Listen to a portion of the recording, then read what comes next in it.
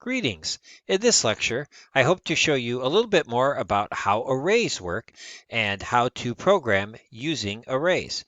Okay, the first thing I want to show you how to do is declare those arrays. And declaring the arrays is really, really tricky. So I'm going to start with a simple integer array. I'm going to make an integer array, and I start by typing int int, and then I put in this open bracket, close bracket. Notice how Replit completes it for me. And then I give the array a name. Often the names of arrays end in S. So I'm going to use the scores to record the scores I'm putting in here. And then the next thing you do is you type the keyword new, and then you again tell it it's an int, and then you tell the computer how many values you're going to be placing in as a maximum. And I'm going to say 5. So I'm going to be entering 5 scores into this int array. Now, in order to fill an array with values, there's a couple of things you can do.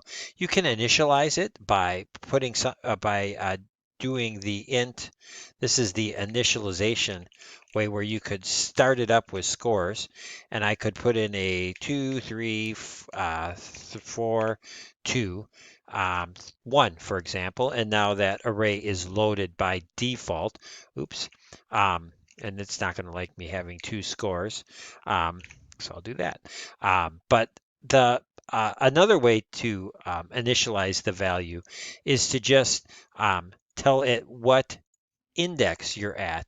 Remember, arrays are arranged by index. 0 is the first slot in that array. So I could say like int, or I could say scores at 1. I'm sorry, at 0 is going to get a 0 or 1. For example, the score at 3, let's just go in order. 1 is going to get a 1. The score at 2 is going to get a 4. Ooh, that would be advanced. And a score at 3 will give that a 3, a proficient. And the score at the final slot is going to get another 1. So you notice I only went up to 4, even though I said I have 5 slots. That's because this counts the total number, and this like there's the length of this is 5, but it's 0 based indexing. So now what I'm going to do is show you how I could transverse the array or get the results out by visiting each location in the array.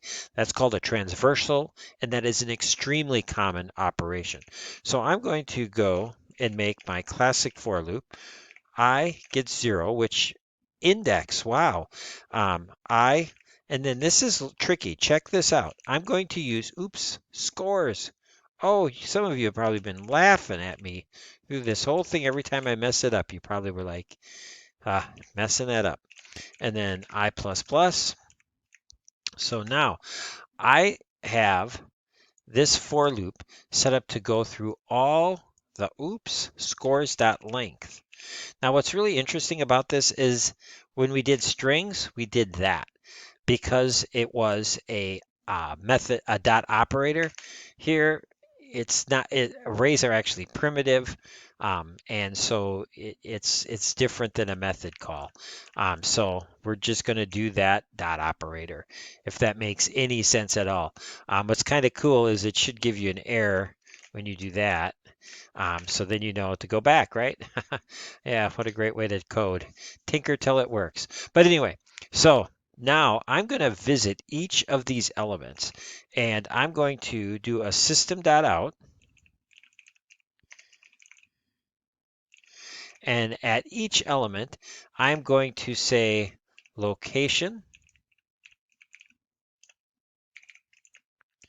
and that's going to be at I. And then I'm also going to say value. And the way I can see the value is I can type scores at index of I. So this is really interesting the way this is going to work. So when I run that code, I get a nice error because I missed something. This plus right here. Here we go. Now, ooh, yuck. Space it better. There we go. Okay, so at location 0, I have the value 1. That matches. At the location 1, I have the value 1. 2, I have the value 4. All that is matching up perfectly. I now have transversed this array, and I've gone through the array, and I've been able to output all the different values.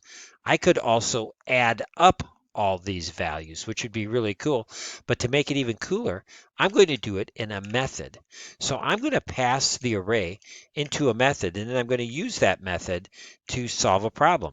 So I'm going to, which is great decomposition of your code. So I'm going to public static, and I'm going to have a method that returns a int that is the total of the scores. So the total of us of total, well, I can make it of any array, which is really cool. So I'm going to make it a total of an array. And what I'm going to do is I'm going to take in an int array. I'm going to call that R, which is just a common convention for a temporary array that you're using. And then I am going to just return some value, and I'm going to fill it with a default value of just returning a 0. So at first I'm just going to return a 0 just to keep it all working. But that now what I could do is I could do a system.out.println.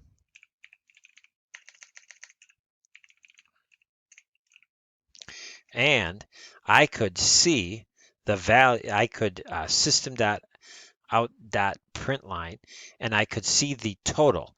So I could ask for the total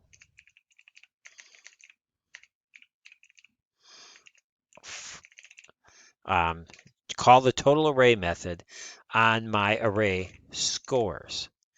And now what's going to happen is the array scores is going to be passed into this array. And right now it's just going to return a 0. So we'll see our a big fat 0, hopefully, unless I made an error or the computer gets really slow.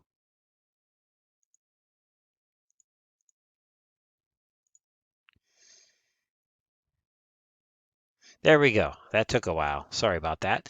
So here we returned a 0, but I actually wanted to add up all the values. So if I wanted it to add up all the values, instead of returning 0, I'd be returning the total. So I'm going to make a variable called total. I'm going to start it at 0, and then I'm going to transverse the array, and I'm going to add the amount of each of these, each of the elements of the array to total. I'm going to set up my transversal for int I gets 0 as long as I is less than r length. So notice how I'm using this r here. This command is going to let me transverse the array, similar structure to up there. And then I'm going to go through it. And then I'm going to take total. I'm going to say total is going to be updated to a new total by adding in the value of the array at the current index as I transverse that array. So I'm going to go through each element of the array that is passed to me, and I'm going to add 1. I'm going to add another 1. I'm going to add a 4. I'm going to add a 3. I'm going to add a 1. I'm going to keep adding those to it, and then I'm going to return that total back to whoever called it. And what called it was this line of code right here, line 15, called this method to run and return the total. Let's see what we get. It appears that our total score is 10, which makes perfect sense when we got 1, 2, 3, 4, 5. Yeah, that makes total sense. 3 plus 3 plus 4, perfect. So that worked. The next thing I'm going to do is I'm going to, every time, I'm going to do another transversal, more complicated transversal. And what I'm going to do is when the 4s let's see here. Oh, I want to do something where I return, I go through the array. and do some kind of conditional to it. And so what I'm going to do is every time they get a 1, I'm going to give every kid a bonus just because it's a AP class. Whenever a person gets a 1, I'm going to up that to a 2. I'm going to call it the Mercy 2. So I'm going to create a new method, and that new method is going to up their score. Um, it's going to up their 1 to a 2. So it's going to return a new version of this array, this modified version of the array.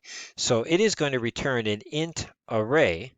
It's not going to return just a number. It's going to return a totally new array. And it's going to be called Mercy Grade.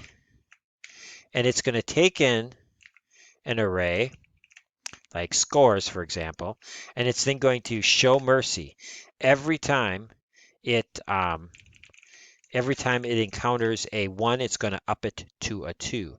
So I'm going to return. I'm just going to for now. I'm just going to return array just to make sure that all works. So right now it's just going to return the exact same array, but watch this. I'm going to write some code that's going to transverse the array. So I'm going to transverse the array.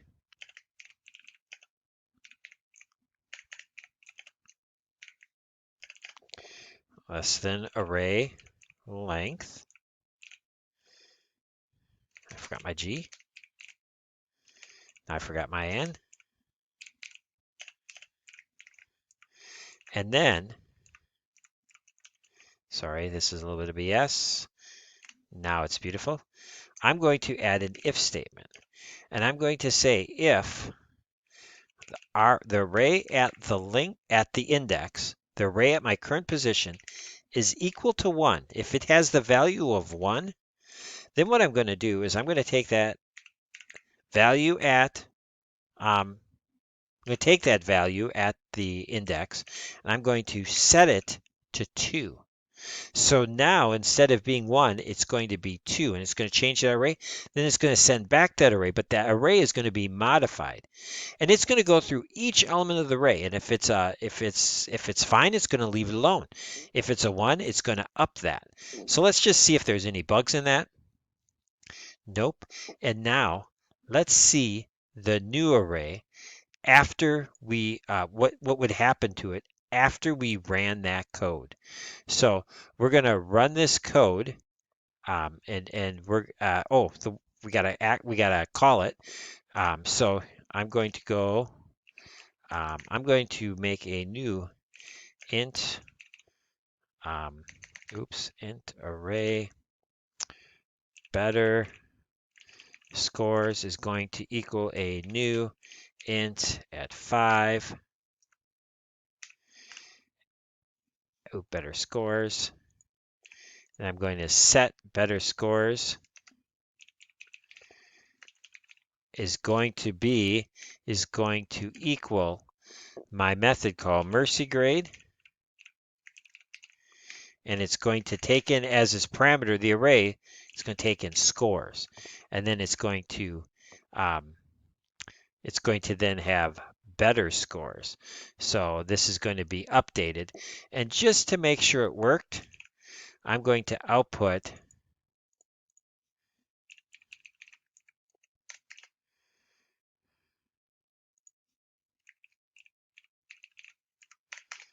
all right, let's see if that all did what it was supposed to do. So now instead of at location 0 having a score of 1, we now at location 0 have a score of 2 and a score of 2. And the 4 and the 3 were left alone, but this bottom one altered. So you can see we were able to change the just the values we wanted. We transversed the whole array, but we only took action in certain conditions. And you could do something similar. For example, you could check the criteria to say, hey, if the element is odd, for example, this would make the odd values change The ones would stay alone, although the ones would stay to 2 and the odd one at 3 would change. So that will be interesting. So let's just run that and see what that does. Ooh, notice it changed all the odd values to 2 and only left in place the one even value. That's kind of cool too. So that's how you, that's a reintroduction or a review of how to use declare arrays.